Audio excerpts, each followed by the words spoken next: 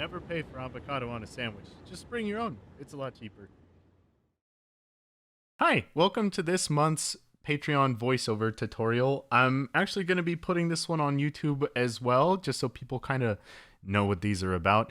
So in this one, I'm actually going to be talking about my painting workflow. Like the title says, this took 3 years to figure out. So a little bit of some story time here for a second. I actually have drawn anime for the better part of most of my life, and I wanted to learn how to paint, specifically like in semi-realism.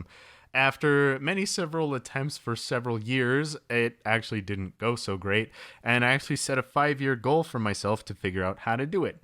Not to master it, just how to do it. So I am actually 3 years into that mark, starting this month specifically. So I am like right at the 3-year mark, just a little bit over halfway.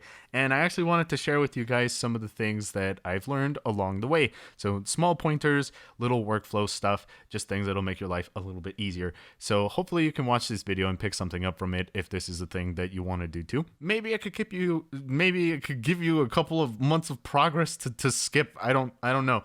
But as you can see here, I'm actually already doing the first one. You might be wondering why I'm using the selection tool a lot. This background is going to be very detailed. I found a really cool reference on Twitter of somebody who had like it's kind of like those fancy metal doors. That's the best way of describing it. But I saw that kind of background and I thought this would be a really cool setting. So I was actually inspired by a piece and I was like, hey, I want to try a background like this. And I have no idea if I even can do it, but I'm going to try. So I knew that I wanted that to be in this piece, decided to add in Makima from Chainsaw Man as well. There's a little bit of visual storytelling here where there are some halos and there's also devil horns too. So, just a subtle little amount of storytelling that goes along with the piece, which is actually the first bit that I feel like I could get into is just because you draw something well doesn't mean that it's interesting. So try to come up with more interesting ideas. At the beginning, I thought just go, go, go. The sheer amount of volume, like the more pieces that you paint, the faster you'll get at learning just because you'll have more practice, which is true. But I found that if you're going to be spending 10 or 20 hours on a piece, it's easier for it to hold your attention and your focus if you're interested in the idea. So I actually try to slow down a little bit and come up with more interesting ideas instead of saying, hey, I want to draw Makima. That's it. Bottom line. Let's go. I actually brainstormed a lot. I was like, what kind of things could I draw? There's a lot of people that have already drawn the Dami Mami Makima. So I figured that one was a little bit too obvious, completely skipping that. So here you just see some painting shortcuts from me. I'll go a little bit more into what those are later. But for the idea itself, hey, come up with something interesting. I was like, oh, what if I had Makima in this kind of old regal architectural setting that has some of the visual storytelling in that? It's a piece that actually looks really cool, so it's weird for like making the spicy versions of this piece because it doesn't really inherently seem like something that would be spicy. It just seemed like a cool idea. But since it was a cool idea, I decided to go with it. I like how the background turned out. I like how Makima is in the piece. There's the symbolism of the angel wings and the halo, but there's also the little devil horns. If you know about the series, you know why that's important. But for anybody who doesn't know, it's just a cool piece. And for anyone who does know, they'll catch the little subtleties and be like, hey, I like that. So I know that it's going to sound like, okay, what does an interesting idea have to do with painting? But I promise if you spend a little bit more time on the ideas and make them interesting, like maybe some kind of cool crossover or something, you'll have a lot more fun with the piece, and anybody else who figures it out too will also have more fun with the piece. Another example I have of something like that is Elden Ring 2B. So this is another kind of crossover piece. The world of Elden Ring, but with 2B in it, just because I don't know, it was cool. That's the only reason I did it. But you'll see that's mainly the first thing I learned is just come up with better and more interesting ideas. You'll be more willing to finish if you're actually thinking, this is a thing that doesn't exist. This is a really cool idea. Let's do that. And with that background, you saw I was doing a bunch of selections like I am actually doing with the character here now. I'm actually making these selections to separate overlap. So one is going to be for the head of the character and the hair. The other is going to be the top of their body. The other is going to be the bottom of their body. And the other part is going to be the hair, because part of the hair is behind her. Part of the hair is in front of her. This is for the ponytail. but I'm actually trying to keep this on as few layers as possible for the painting process itself. The reason for that is because if you need to tweak or edit anything, say you use the free transform tool or you use the liquify tool, it's kind of annoying to be like, oh, let's move her arm. Okay, but her arm was attached to her shoulder. We need to move her shoulder. Oh, now I need to move the torso. Oh, now I need to move the neck. So instead of bumbling and fumbling through 6 different layers, I'm like, hey, if they're all on one layer, you can just move that one layer. I know that seems a little bit scary. I think that that's been the biggest crutch for me since I started doing painting, is just the lack of confidence in what you're doing. Using less layers is kind of scary, but the more that you actually get used to it and realize, hey, if I keep these on one layer and maybe just have one clipping layer over that to merge down when I like it, you don't have all that many layers, but it still actually looks okay. So here you see I'm actually just adding in the flats for the character first. You can see the amount of layers I have on the side. Sorry that I did just kind of skip the background. The reason for that was because I live streamed it, so it wasn't actually being recorded through OBS. I tried doing an Instagram live, which was the first time I'd ever done something like that. It was pretty fun. I might do more of those, but that's kind of why there's a jump there. But you'll see here I'm doing what I call a first pass on the character. What I mean by a first pass is I want to get down enough of the details that I can actually get rid of my sketch. The sketch is actually sitting up at the top. I set it to a multiply layer, and then I bring it down to about 20% for the initial pass, and then maybe down to 10% if I really need it to be detailed. So that way I can actually see my sketch and I'll know where to place things. But the sketch isn't so obnoxiously prominent that if I get rid of it and I look at the character drawing, it looks terrible. So it's just visible enough that it helps, but just enough out of the way that I can see the drawing and know what I'm doing. So here again, like I said, it's just the first pass. I'm trying to get all of the colors in right. So there's some yellow just to kind of offset the pure white of the shirt. I'm actually going to add in a little bit of blue and green later, just adding in a bunch of the wrinkles and stuff for the clothes. But again, first pass, this is actually where I'm trying to figure out where the lighting goes. So before I even make anything detailed, I'm going to say, hey, this would be in shadow, this would be highlighted, this would have a hard edge, that would have a soft edge, like the legs having a cast down shadow from the skirt itself. All of that is stuff that I'm trying to figure out. Same with the face. So as you can see, it's not too detailed yet, but we're just trying to get it detailed enough that by the time I get rid of the sketch, it'll all work out. Then from here, I'm just using the lasso tool, throwing in some of the heavy highlights and shadows. So there's just some, you see me experimenting and messing around with some of the stuff here. So normally when I do speed paints, I actually cut out a lot of the stuff that I repeat or do over and over. I actually decided to leave that in for this one, so that way you can see, hey, I don't get everything on my first try. Sometimes you just tweak and edit something for a really long time.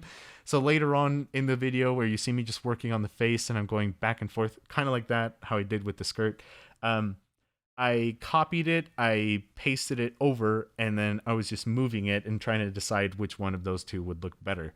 I do occasionally flip my canvas. You're just not seeing it here because I think the recording won't actually flip this one for whatever reason. But I am flipping it just to make sure that everything looks okay while I continue to just add in some of the details.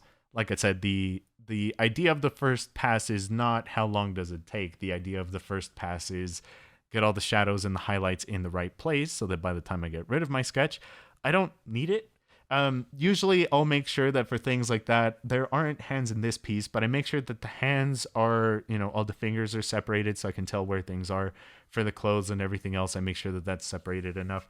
Pretty much just get everything rendered enough that without my lines, I'm not like, where does what go? So you'll see here, I'm just adding in the actual detail now. So the first pass is done. I created a new clipping layer above the actual face itself. I'm pointing out of habit, but you can't see. But yeah, here's where I'm actually working on the face. I do have a lot of different references up. You don't see them, but they're on my second screen. So why have one? I have a reference for a face that's kind of like for the face itself, and then I have another reference of a face for lighting, and I kind of just try to mix match the two. The ideal would have been to find a reference that kind of had both, but the light is coming from the top right, and the reference I had for the actual person was from the top left. So I was like, oh well, let's kind of just mix and match. So I'm just trying to actually get the roundness and the softness of the face in first. I actually am not coloring in the bangs just because I want to make sure that her face looks right first. I can always add the bangs on a separate layer, but I want to make sure that her head actually looks right. So that's why I drew in her forehead and all of these extra details and stuff like that. So even though they're not going to be visible in the final piece, this is me just kind of making sure that everything looks right. So here I'm just working on the details of the face, trying to make it as soft as possible. You'll see here I drew a little thing for like a sphere. Turns out that your forehead is like sphere-ish, not flat-ish. So that's why I'm kind of coloring it like that, and then of course with a bunch of other small details here. But I mostly use the soft round pressure opacity brush for this. I like that brush just because you can actually tweak the hardness of the brush. So if you want some strong, really defined lines like for the eyelashes or for the hair, just mess with the setting. Or if you want it to be super smooth and blendy, just throw the settings to like the smoothest setting it can get. So it's a really dynamic brush. I actually only used that brush for like the majority of this piece. I'd say like 95% of this piece was made with that brush. I sketch with it, I color with it. It's like it's just a default Photoshop brush. It's not really used for much. I'd say the only other thing I do is kind of a little trick with the dissolve tool to make things look porous, but that'll come later. I'll show you. But here you see this is the advantage of having things on one layer because you can move them. So I actually go to that layer, select the eyes, copy and paste those above. So there's still the eyes underneath, which means I won't need to paint where I moved and transformed everything.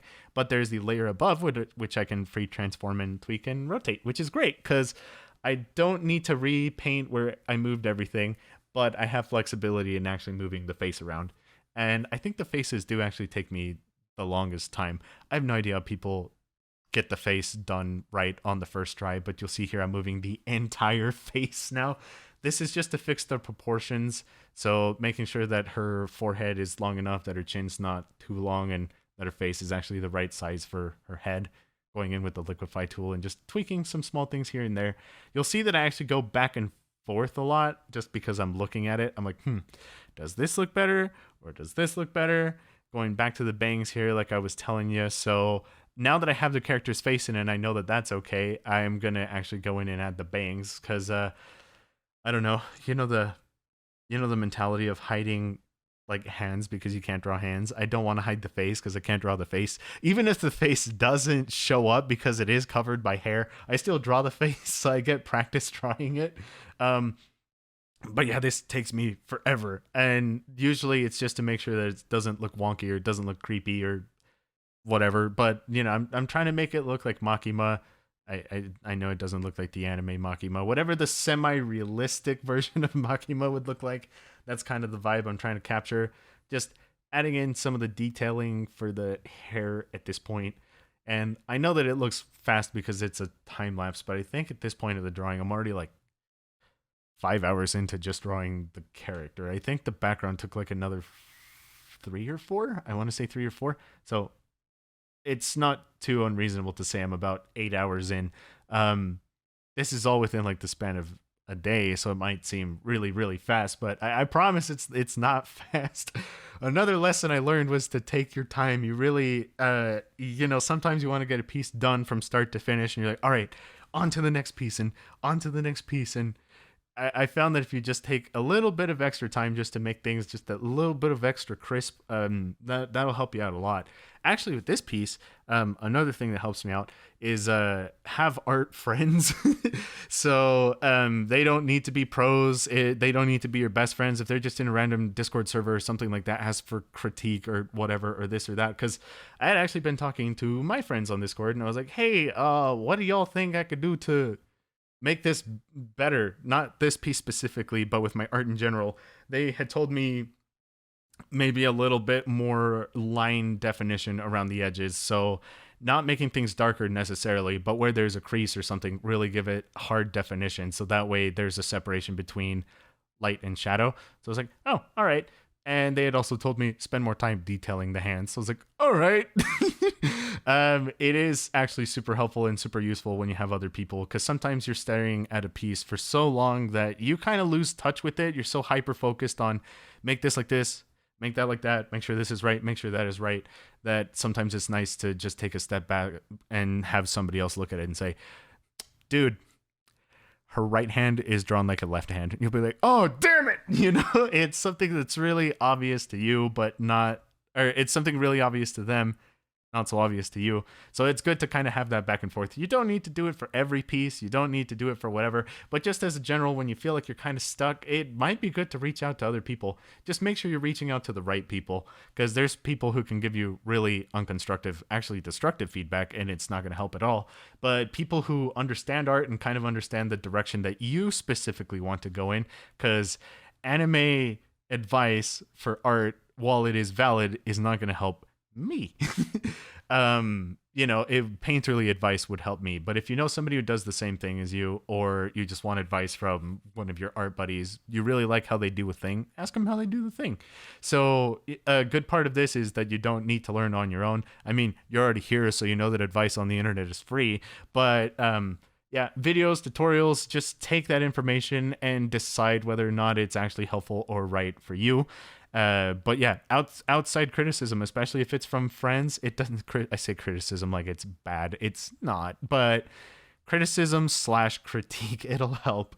Here I actually get to a point where I'm finally starting to be happy with the face. You see that I'm just taking forever and going on with that. But honestly, that's okay, because I think in most pieces, I actually spend the most amount of time collectively on the face than I do anything else. Sometimes I'll work on the face last just to not get so hung up on it, but sometimes I'll work on the face first just to make sure that this drawing is going to go somewhere. Both have their advantages, because sometimes I'm going to say, hey, I want to make sure that this face is right, so I know that I can actually finish this thing. So I'll start with that. That's more often than not my go-to. Sometimes I'll save the face for the end because I know it's going to be a pain in the butt. And I'm like, hey, let's not get hung up on this forever. Like, let's actually paint something else so I can spend 10 hours on the piece and I have more done than just the freaking face. But yeah, I'm finally getting in some of the actual definition down, trying to shade in some of the like drop shadow that comes from her hair onto her face, trying to make sure that that's not too strong, because she's not in a well lit area, so I want it to be a little bit darker, but not so dark that you can't tell what's going on. A thing that I found actually helps is when you're shading skin in the dark, you can use red, because I found that if I use her base skin tone and then just drop the actual saturation on it, it makes it look muddier and not as alive. So, skin has blood underneath it, whether you have a pale complexion or a dark complexion, there's blood underneath it. So I found that, hey, if you actually throw in a little bit of red, even if it's dark red, that makes the skin feel more alive than just, let's just go to the brightness contrast, drop it down a lot. Hopefully that'll fix it, or set it to multiply, pick black, and just hope for the best.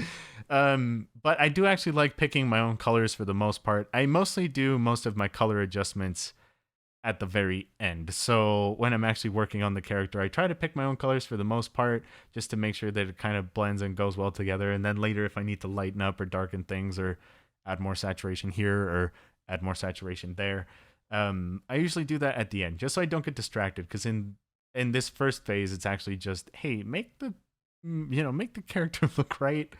Here you see I'm actually tweaking and messing with the hair. I think this is me coming back to it a day later. So I had already worked on it for a day. I came back the next day, wasn't happy with how I made the hair, so I'm working on some revisions on a separate layer, only to decide that I like how it was at the beginning more, which, I mean, kind of a bummer. I tweaked it a little bit, so it's not exactly the same as before, but I gave it that good old college try, decided I didn't like it, and got rid of it.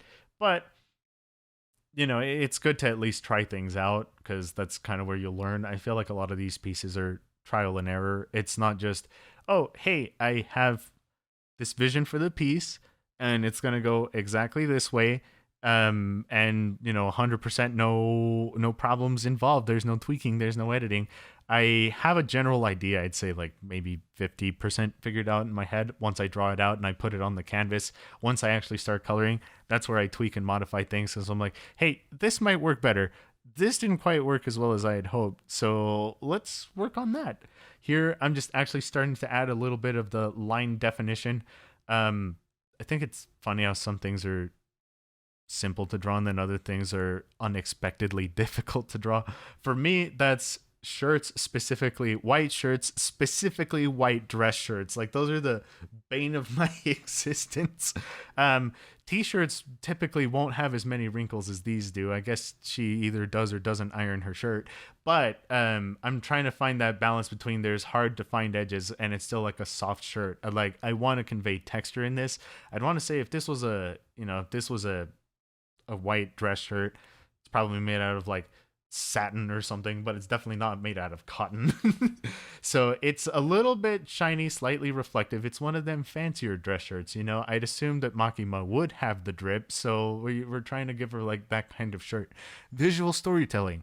That or it's just an excuse because I can't freaking draw dress shirts. But I like my explanation of the excuse a lot more. I'd just be like, nah, dude, it's a really fancy shirt. You know, it is what it is. Here I'm working on the skirt, just kind of tweaking some stuff now. I'm going back and forth between my layers trying to decide if I like it or not. But you'll see what I mean by trying to have a limited range of layers. With this thing, what I did is I actually selected where some highlights would be, copied and pasted it, added some extra brightness to it, and then kind of erased away at the hard edges. That's how I kind of just lightened up the piece a little bit. Here I have the tie. The reason this was on a separate layer is just because I needed to modify it, and I knew I was going to be doing a texturing thing specifically later. So remember how I explained that other thing that I was going to do that later. Sometimes I create a new canvas, like you'll see I'm starting to do here, and I make texture patterns. So it's kind of the same mentality as making a brush, but I actually just make a texture. So if I know it's going to be a one-off thing, I'll just make it a texture. So copied and pasted a lot, free transformed it, clipped the group together, set it to multiply or overlay, or just lock it and then just paint the highlights in yourself. But I like adding just small little bits of texture just so everything doesn't feel like it's made out of the same material. It just makes things stand out a little bit more, especially since I am using like the same brush for practically everything. Just because I'm using the same brush for everything doesn't mean I want everything to look the same.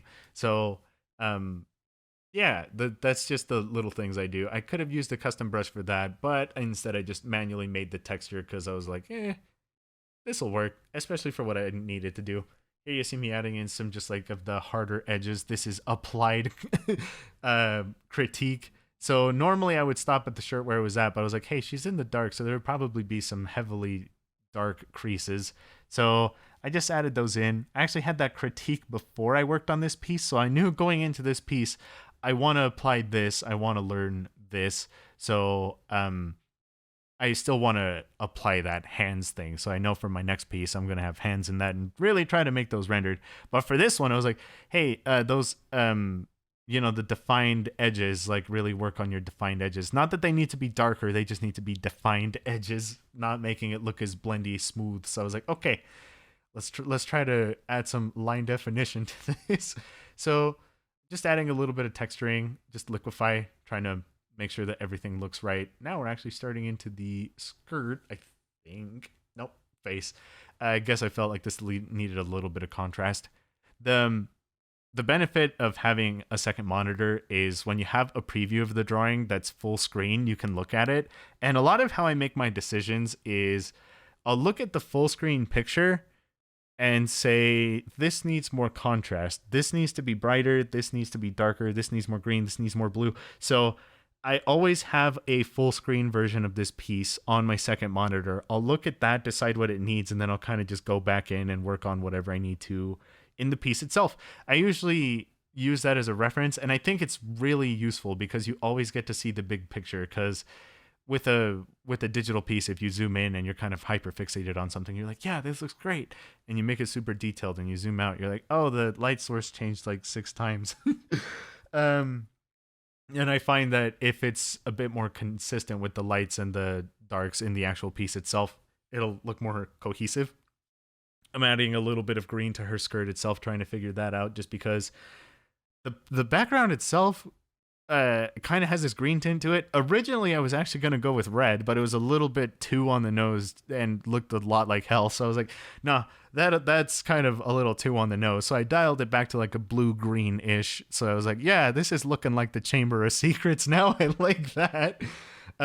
Here you see I'm actually using the Dissolve brush mode. So what I'm doing is I'm still using pressure opacity, but I set it to dissolve. So that adds a little bit of like the actual particle effects that you see in the skirt itself. I'll also use it for the leg. I think slightly for the face. I'll bring it up again when I do it. But what I do is on the top left for the mode of the brush, I change that from normal to dissolve. Not in the layer settings, but in the actual brush settings, I change that to dissolve, and then that'll help it out. Here you see I'm drawing the skirt like 6 times over again. I think that's just the story of my life. This is why this stuff takes forever, is I draw it over and over and over again. Here's me trying to just make it look right on my own, adding in some green from the reflected lighting from the Chamber of Secrets and some blue as well. But I didn't end up really liking it. So I was like, all right, I cave, I fold, I've drawn this 6 times. I'm just going to go look up a freaking reference. So, at some point here, I'm going to bring it up. When it starts looking right, that's when I brought up the reference. I already had a bunch of references ranging from, the character themselves to white shirts to black skirts to whatever. But yeah, I have a bunch of different references just for anything I'm not sure about. I'm like, nope, I quit. So here you see there's kind of a jump cut. I think I paused the recording to go find a reference and then forgot to start recording again. It's a little crunchy just because I tweaked and transformed it a lot. Like, I think I'm going to actually go back and do that more later. But I found a reference because I wasn't sure about it. And I don't know. I think it's nice if you have an internet connection that you're able to do that. I know that there is probably some pride to take in your craft if you're like, yeah, I did this all from memory, but I kind of just stopped trying to memorize what things look like. I kind of just gave up. I'm like, look, I'll just accept that I don't know what anything looks like. If I ever need something, I'll do a reference. And if I do things enough times with the reference, I'll eventually remember what they look like accurately. So I think that's another thing that has been super helpful to me, is just not having an ego about using references. It's just, I know how to draw this thing. I've drawn it 10,000 times. I know exactly how it looks. It's like, okay, well, that's good for you, man. I'm going to go look up a reference because I'm an idiot. So anytime I need a reference for something that I'm not sure about, I'll just go do it. If it's something I'm pretty sure about, then I will probably just skip out on that reference. But I do think it's helpful. A really good piece of art advice I have heard, which I don't remember who I heard it from, which I'm sorry, because they're probably some super genius or something, but it's just draw something like you don't know anything about it, and I feel like that has been super helpful to me. There, I was just using a little texture brush that I made, which you could find on my Gumroad. They're free. I think that's a part of the This Makes Your Life 6% Easier brush pack. Here I'm adding the detail of the underwear, just making it actually textured, like I said, to make it not all seem uniform and the same. A little bit sheer just to make it cheeky. But with the actual stockings, you see that there's a little bit of a pattern in those. Custom brush. So that's what I mean by 95% one brush, and then I occasionally use like another brush occasionally. Usually it's more for texture though than for rendering. That's just, if I want things to look textured, I'll go in with that. Now here I'm working on the hair itself, just giving a defined edge to everything. I try to work with big shapes first before I go ahead and add in like the little hair strands and stuff. Because if your lighting ain't right, it doesn't matter how detailed it is. So there's that for the hair. That's a little test run. I should probably look up references on braids to make that better now that I'm looking at it. But, can't do it perfectly on this piece, so I'll try again on the next one. But yeah, so I know that I've probably been droning on for a lot.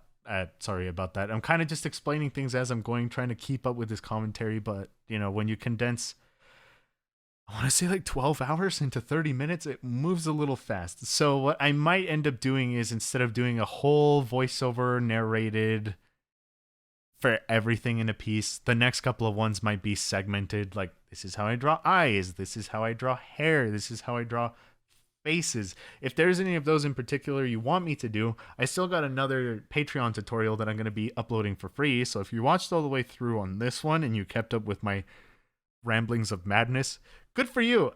Just request what you want the next one to be. You want eyes, faces, hair, clothes, whatever. Like, let me know, because I think these are the most useful when I'm actually teaching something that people want to learn, not just me going off and doing my own crazy thing.